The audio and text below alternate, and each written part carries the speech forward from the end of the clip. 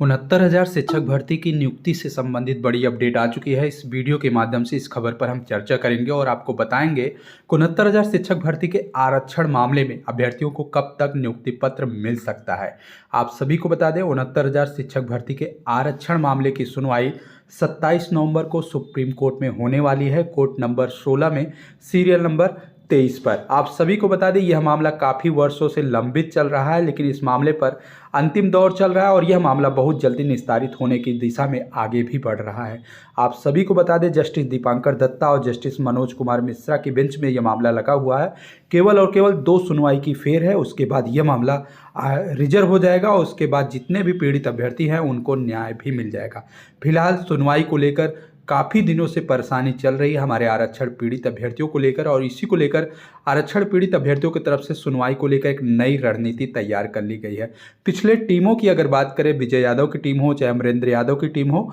या लालू की टीम हो, या जो भी अन्य टीमें हैं, चाहे वो भास्कर की टीम हो, अजय जायसवाल की टीम हो, मनोज चौरसिया की टीम हो, या लक्ष्मीकांत यादव या अनूप पटेल, या जितने भी मुरली, जितने भी टीम इस मामले की लड़ाई लड़ रहे हैं, सभी टीमों के लगातार प्रयास देखने के बाद आरक्षण पीड़ित अभ्यर्थियों ने तय किया कि अब एक नई रणनीति के साथ सुप्रीम कोर्ट में सुनवाई का प्रयास किया जाएगा और अपने मामले पर न्याय लिया जाएगा। इसी को लेकर आपके ही बीच के कुछ अभ्यर्थियों ने एक संयुक्त रूप से एक नए टीम का गठन किया है। इस नए टीम के माध्यम से संयुक्त अकाउंट खोलने पर विचार चल रहा है। कल दोपहर 3 बजे के बाद अकाउंट खोल दिया जाएगा और जितने भी अभ्यर्थी उस अकाउंट में सहयोग करेंगे, उसी अकाउंट के आधार पे अगली सुनवाई जो कि 27 तारीख को कोर्ट में लगी हुई है, वहां पर सीनियर अधिवक्ता को खड़ा करा के आपके केस को मेंशन कराया जाएगा और सीनियर अधिवक्ता के माध्यम से ही केस टेकअप कराते हुए बहस कराने का भी कार्य किया जाएगा। ये नई रणनीति कितनी असरदार है, ये कल देर शाम को आप सभी को देखने को मिलेगा। इस टीम में अगर बात करें नेतृत्वकर्ता की, तो विक्रम यादव और अमित मौर्य और धनंजय गुप्ता के साथ साथ अन्य साथी भी जुड़े हुए। संभवतः सूचना ये भी है कि लक्ष्मीकांत यादव भी इनडायरेक्टली इस टीम के का हिस्सा बने हुए हैं। फिलहाल कल इस बात का खुलासा हो जाएगा कि इस नए टीम के गठन में कितने लोग जुड़े हुए हैं और कितने लोग इस टीम के माध्यम से आगे भी बढ़ना चाहते हैं। क्या पुरानी टीमों में से कोई भी सदस्य इस टीम का हिस्सा बनना चाहता है? ये समस्त चीज़ें जो अब अफवाह के तौर पर चल रही हैं, उन सभी चीज़ों का खुलासा कल देर शाम को आपको इसी चैनल के माध्यम से अपडेट कर दिया जाएगा। फिलहाल नए टीम के माध्यम से आप सभी को बता दें, नए टीम का केवल और केवल एक ही उद्देश्य रहेगा कि सुप्रीम कोर्ट में जब भी आपके केस की सुनवाई हो लगे, सुबह ही केस को मेंशन कराने के लिए सीनियर अधिवक्ता की उपस्थिति तय की जाएगी और वह सीनियर अधिवक्ता सुप्रीम कोर्ट में सुबह से लेकर शाम तक उपस्थित रहेगा, जब तक आपके मामले की सुनवाई ना हो जाए या कोर्ट बंद ना हो जाए। फिलहाल आप सभी को बता दें, इस नए टीम के माध्यम से कहीं न कहीं एक उम्मीद बरकरार हो चुकी है और आने वाले दिनों में आपको न्याय मिलने की संभावना भी बढ़ चुकी है। लेकिन इस नए टीम का विरोध बढ़ चढ़कर पुराने टीमों की तरफ से किया जा रहा है, जैसा कि सोशल मीडिया के माध्यम से आप सभी को देखने को मिल रहा है। फिलहाल 27 नवंबर को अन्य टीमों की तरफ से सीनियर अधिवक्ता उपस्थित होते हैं या नहीं होते हैं, यह आने वाला वक्त बताएगा। लेकिन पिछले 12 नवंबर की सुनवाई देखा आपने, 20 नवंबर की सुनवाई देखा, दोनों सुनवाइयों में आपके जितने भी टीम थे उनके तरफ से कोई भी सीनियर अधिवक्ता केस को मेंशन कराने के लिए कार्य नहीं किया, ना ही सुनवाई करने के लिए कोई प्रयास किया। इसी को देखते हुए आरक्षण पीड़ित अभ्यर्थियों ने इस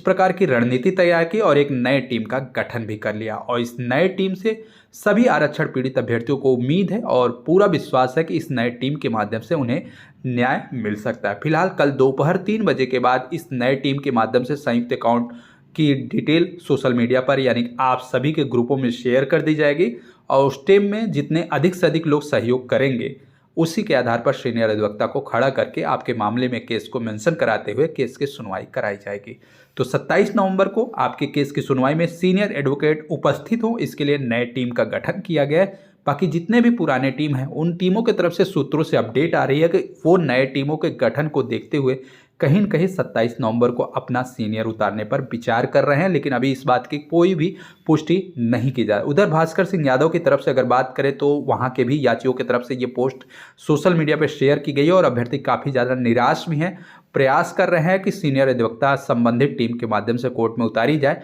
लेकिन अभी तक किसी प्रकार की कोई भी सकारात्मक पोस्टें टीम लीडर की तरफ से नहीं शेयर की गई है कि हम 27 नवंबर को अपने कौन से सीनियर अधिवक्ता को सुप्रीम कोर्ट में उतार रहे हैं। इसी बीच सोशल मीडिया पर एक खबर फैल रही है कि आपके 6800 के जो लीडर हैं उन्होंने सुप्रीम कोर्ट में एक आईए दाखिल की है और उस आईए में 850 अभ्यर्थियों को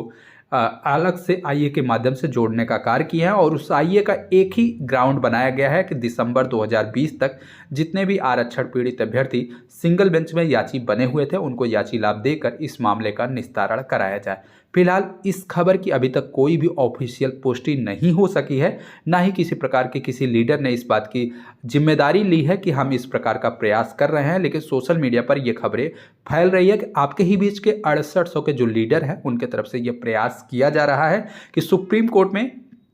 दिसंबर 2020 तक जितने भी अभ्यर्थी याची बने हुए थे सिंगल बेंच में उन्हीं अभ्यर्थियों को याची लाभ देकर इस मामले का निस्तारण कराया जा सके। फिलहाल भास्कर सिंह यादव की तरफ से सिंगल बेंच में ही इस प्रकार की मांग की गई थी कि 69,000 शिक्षक भर्ती के मामले का निस्तारण अगर सरकार चाहती है तो जितने भी पीड़ित अभ्यर्थी सुप्रीम कोर्ट या डबल बेंच हाई कोर्ट में उस दौरान याची बने हुए थे उस मामले पर याची लाभ देकर मामले को निस्तारण कराया जाए। फिलहाल सुप्रीम कोर्ट में भास्कर सिंह यादव और उनके सहयोगी की तरफ से लगातार सोशल मीडिया पर और समाचार पत्रों के माध्यम से सरकार तक यह बात पहुंचाने की कोशिश की गई कि अगर सरकार इस मामले का संपूर्ण निस्तारण करना चाहती है तो जितने भी अभ्यर्थी सुप्रीम कोर्ट में याची बने हुए हैं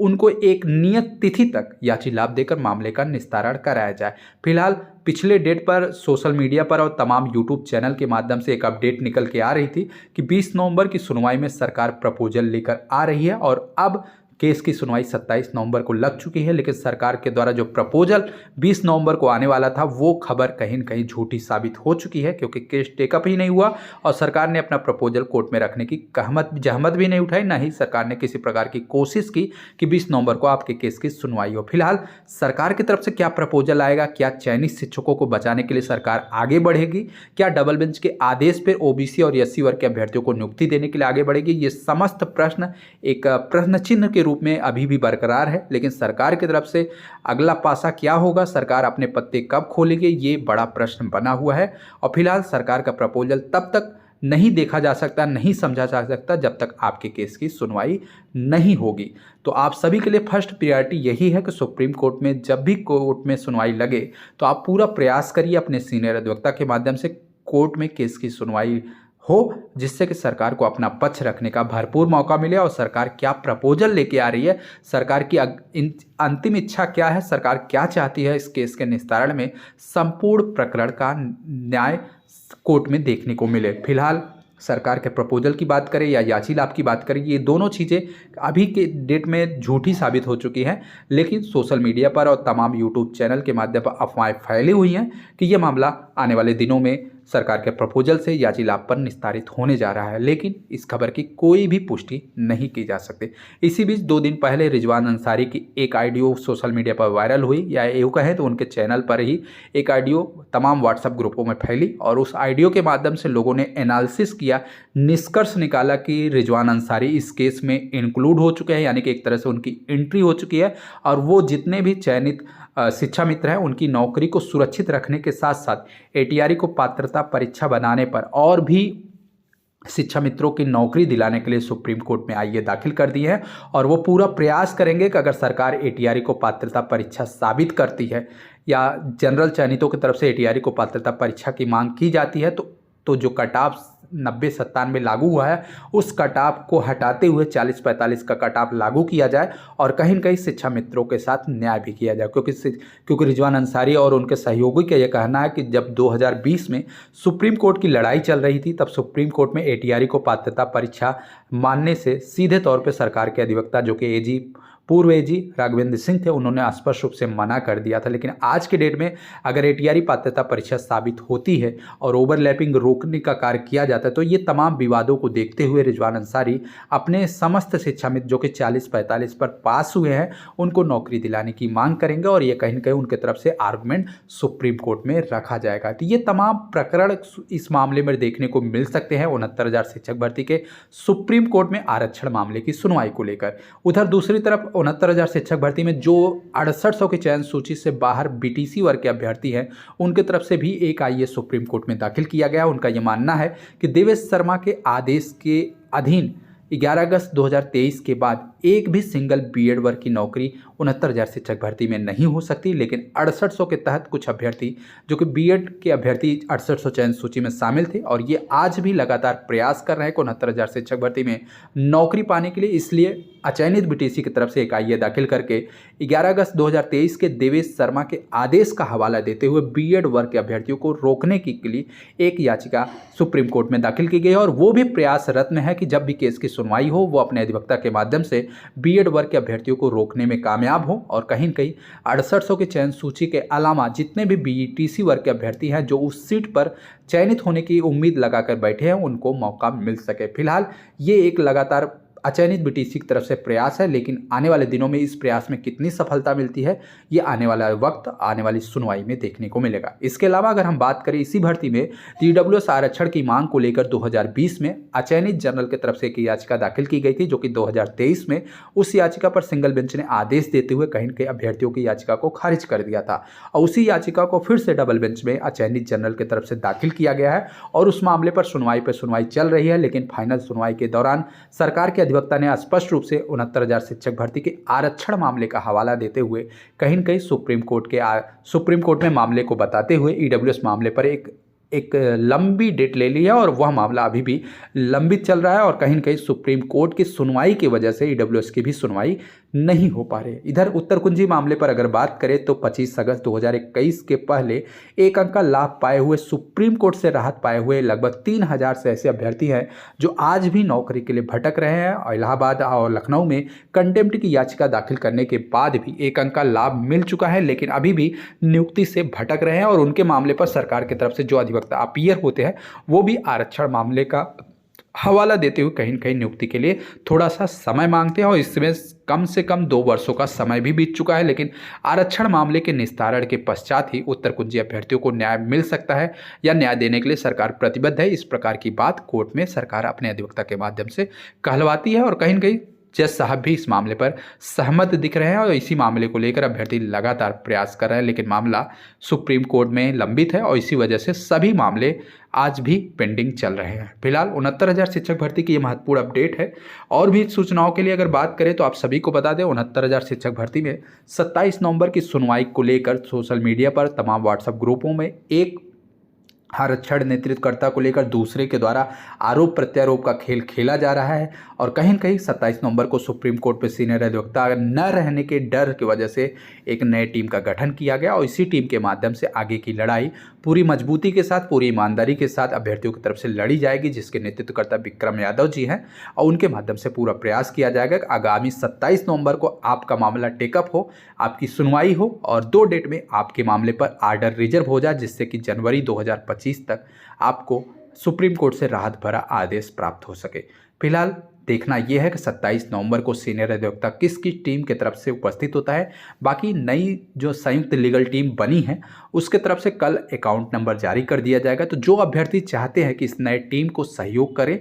समर्थन दें और उसके प्रयास के माध्यम से उन्हें न्याय मिले, इसके लिए कल शाम को अकाउंट जारी होने के बाद आप सभी को इस नए टीम का सहयोग करना पड़ेगा, तभी आपका मामला निस्तारित हो सकता है। बाकी जितने भी पुराने टीम सदस्य हैं वो अपने सीनियर अधिवक्ता को ले जाकर कोर्ट के मामले में निस्तारण भी करवा सकते हैं। तो जो टीमें अच्छे से प्रयास करेगी, जो टीमें न्याय दिलाने की कोशिश करेगी, उन टीमों का सभी आरक्षण पीड़ित अभ्यर्थी पूरी तरह से सहयोग करेंगे और पूरा प्रयास रहेगा कि आगे जब भी जरूरत पड़ेगी सहयोग टीम को आरक्षण पीड़ित अभ्यर्थियों की तरफ से लगातार होता रहेगा। तो फिलहाल ये महत्वपूर्ण अपडेट थी। बाकी जनरल वर्ग के तरफ से अगर बात करें तो जनरल वर्ग की तरफ से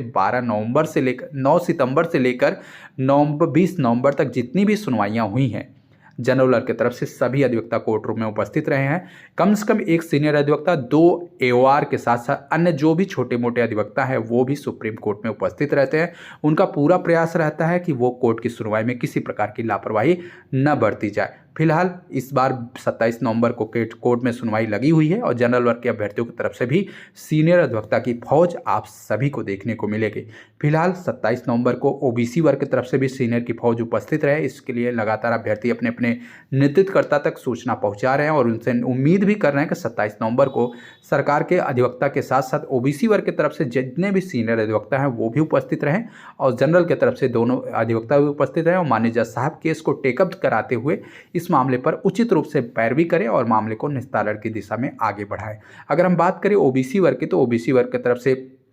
विजय यादव की टीम है, उनकी तरफ से पीएस पटवालिया और निदेश गुप्ता की उपस्थिति तय हो सकती है आगामी 27 नवंबर को। अगर बात करें अमरेन टीम की, तो अमरेन टीम की तरफ से मीनाक्षी अरोड़ा जी उपस्थित रहती है, लेकिन मनोज सिंघवी को लेकर अभी तक किसी बात की पुष्टि नहीं हो पाई है कि मनोज सिंघवी किस डेट पर सुप्रीम कोर्ट में आरक्षण मामले पर उपस्थित होंगे। लेकिन बराबर उनको लेकर अफवाहें चल रही हैं कि वो इस डेट पर उपस्थित रहेंगे, इस डेट पर नहीं रहेंगे या इस डेट पर रहेंगे, इस प्रकार की अफवाहें चल रही हैं। लेकिन किसी भी डेट में मनोज सिंघवी की उपस्थिति अभी तक नहीं हो पाई है। इसके अलावा अगर हम बात करें लक्ष्मीकांत यादव की, तो लक्ष्मीकांत यादव की तरफ से पूर्व जस्टिस इलाहाबाद के जो पूर्व जस्टिस हैं सखाराम यादव, वो सुप्रीम कोर्ट की हर सुनवाई में उपस्थित होने का कार्य करते हैं। पिछली डेट में भी उपस्थित थे, लेकिन किसी कारणवश सुनवाई नहीं हो पाई। लेकिन आने वाले डेट में सखाराम यादव जी भी उपस्थित रहेंगे। और इसके अलावा अगर हम बात करें तो सुमित यादव या भास्कर सिंह यादव की तरफ से जो कपिल सिब्बल जी उपस्थित होते हैं, इस डेट में उनकी उपस्थिति होना थोड़ा सा मुश्किल लग रहा है, क्योंकि किसी अन्य वजह से वो इस बार दिल्ली में उपस्थित नहीं रहेंगे। बाकी टीमों के अधिवक्ता सुप्रीम कोर्ट में उपस्थित रहेंगे, उनके जूनियर अधिवक्ता, उनके एओआर भी की उपस्थिति भी रहेगी। बाकी मामला 27 तारीख को टेकअप हो, इसके लिए सभी नेतृत्वकर्ता अपने अपने सीनियर को उपस्थित करा के 10 बजे केस को मेंशन भी करवाएंगे। बाकी नए टीम के माध्यम से सीनियर अधिवक्ता को हायर करके केस को मेंशन कराना, केस को टेकअप कराना और केस में उचित रूप से पैरवी करने की जिम्मेदारी नए संयुक्त लीगल टीम की है। और वो पूरा प्रयास करेगी कि वो अपने प्रयासों में कामयाब हो। इसके लिए कल देर शाम को अकाउंट नंबर जारी करते हुए कहीं न कहीं आप सभी से सहयोग की अपेक्षा की जाएगी। फिलहाल 27 नवंबर को सुनवाई होना है नहीं होना है, ये समस्त चीज़ें 26 तारीख तक तय हो जाएगी, क्योंकि आप सभी के सहयोग और सभी लीडर की तरफ से सीनियर अधिवक्ता सुप्रीम कोर्ट में उपस्थित रहेंगे या नहीं, ये 26 तारीख को आप सभी को इसी चैनल के माध्यम से अपडेट कर देंगे। तो वीडियो को शेयर कर दीजिएगा। 69,000 शिक्षक भर्ती से जुड़ी जो भी अपडेट होगी चैनल के माध्यम से अपडेट करते रहेंगे। बाकी नई रणनीति कितनी असरदार है, ये आने वाले दिनों में आप सभी को देखने को मिलेगी। तो आप चैनल को सब्सक्राइब करते हुए वीडियो को शेयर कर दीजिएगा। धन्यवाद।